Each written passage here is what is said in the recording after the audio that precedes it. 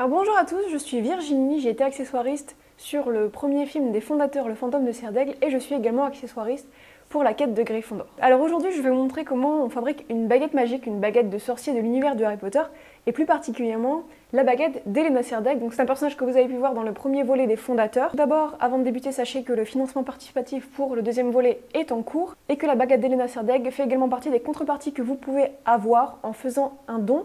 Il y a deux autres modèles de baguettes que vous pouvez avoir, celle de Rowena Cerdaigle et celle de Godric Gryffondor. Alors on va commencer tout d'abord par le matériel dont on va avoir besoin pour fabriquer cette baguette. Alors on va commencer par un morceau de bambou de 32 cm environ. Donc le bambou, c'est un bois idéal pour les baguettes et surtout pour des baguettes qui vont être utilisées en tournage parce que c'est un bois très solide. Donc c'est un bois qui est assez difficile à travailler, il faut de la patience, mais au final, une fois que c'est terminé, vous avez une baguette qui va durer longtemps.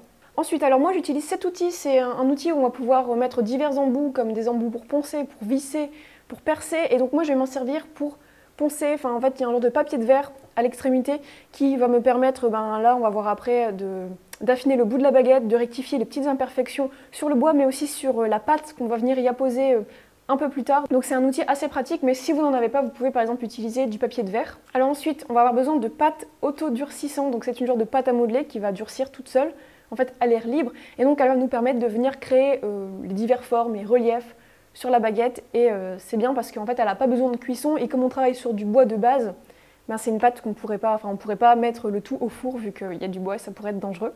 Pour sculpter la pâte, donc j'ai une petite trousse avec plein d'outils pour sculpter, donc il y a un peu de tout, il y a des spatules, il y a des petits crochets, il y a des petites pointes, et à ça j'ajoute un pinceau pour lisser certaines parties et une brosse à dents pour texturer. Mais si vous n'avez pas ces outils, vous pouvez vous créer votre propre trousse de modelage, par exemple avec des crayons, des pinceaux comme j'ai fait, brosse à dents, il y a plein de solutions. Ensuite, pour peindre la baguette, il va vous falloir des pinceaux, et enfin il va vous falloir de la peinture, donc de la peinture noire, marron, et également une peinture un peu plus spécifique parce que c'est une couleur qu'on recherchait chez Helena Cerdaigle, donc c'est une peinture émeraude que vous pouvez trouver dans les magasins de loisirs créatifs comme Cultura.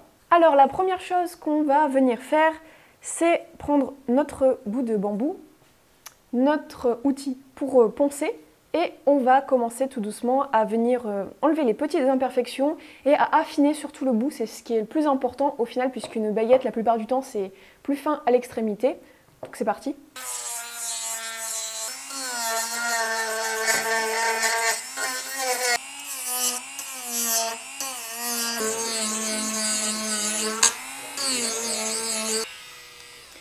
Donc voilà, alors on a fini d'affiner la baguette à l'extrémité, et en même temps ce que j'ai fait, je l'avais pas précisé juste avant, j'ai cassé en fait la première couche de bois qu'il y avait sur le bambou parce qu'en fait c'est une couche assez lisse et qui fait que la peinture a du mal à tenir parfois, la peinture saute. Donc là la surface est un peu plus texturée, moins lisse, du coup la peinture va davantage accrocher pour la suite.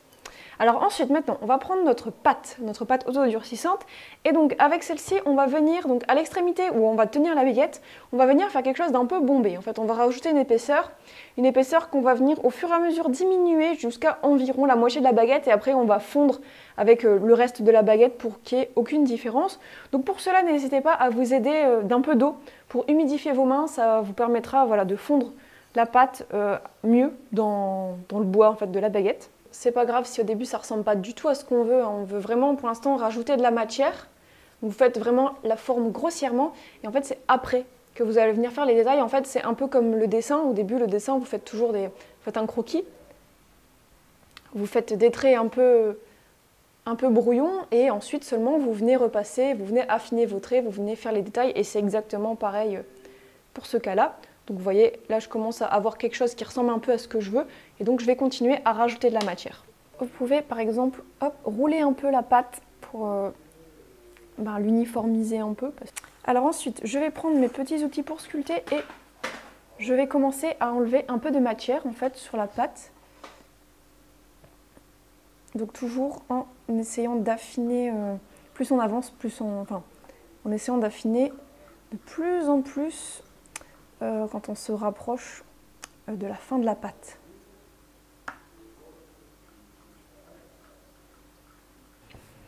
Donc voilà, quand on estime qu'on a retiré assez de pâte, on va venir retravailler un peu pour voir un peu ce que ça donne dans une forme plus ou moins définitive, quoi. Donc là, selon moi, c'est encore beaucoup trop épais, surtout par rapport à l'épaisseur du bois qui dépasse encore. Donc je vais continuer à enlever de la matière jusqu'à ce que je sois satisfaite. Donc surtout n'oubliez pas d'humidifier vos doigts, ça sera beaucoup plus simple. Et surtout on vient bien insister à l'endroit où on doit fondre avec le bois, donc on repasse. Donc voilà, on a fini de donner la forme générale de la baguette avec la pâte. Et donc ne vous en faites pas si vous n'avez pas réussi à avoir toutes les imperfections en la modelant, on va pouvoir les rattraper quand elle sera sèche avec du papier de verre pour poncer ou le petit outil que j'avais utilisé juste avant. Alors en attendant, on va la mettre de côté pour que ça commence à sécher tout doucement. Et donc la prochaine étape, ça va être de venir faire la plume qui va venir s'enrouler autour de la baguette, donc comme un lierre. Donc ça va être une plume assez longue mais très très fine. Donc cette plume, on va la faire en pâte autodurcissante et donc on va aplatir un morceau de pâte sur environ 25 cm d'une façon très très fine, environ on va dire 3 mm d'épaisseur, enfin le plus fin possible, et on va venir dedans dessiner une plume.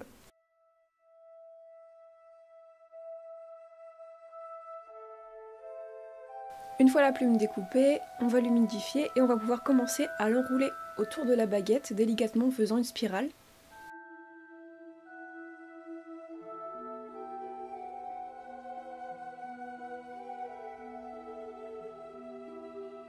Ensuite, je fonds les bords de la plume avec le bois à l'aide d'un petit outil.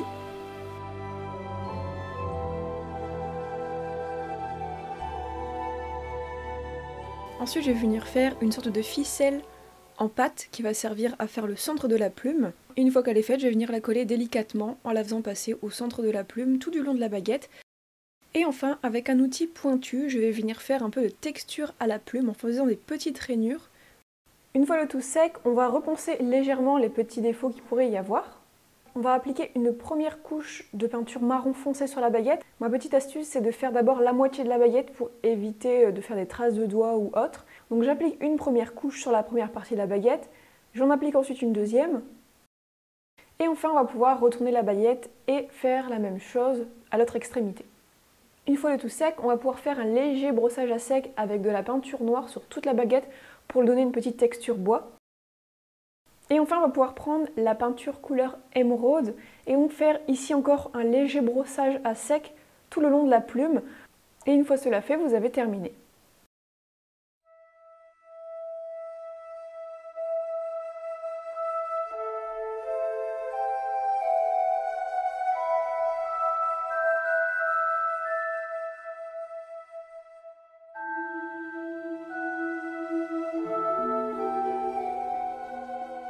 Et donc voilà, notre baguette est terminée. Ce que vous pouvez faire également, c'est la vernir avec un vernis mat en bombe.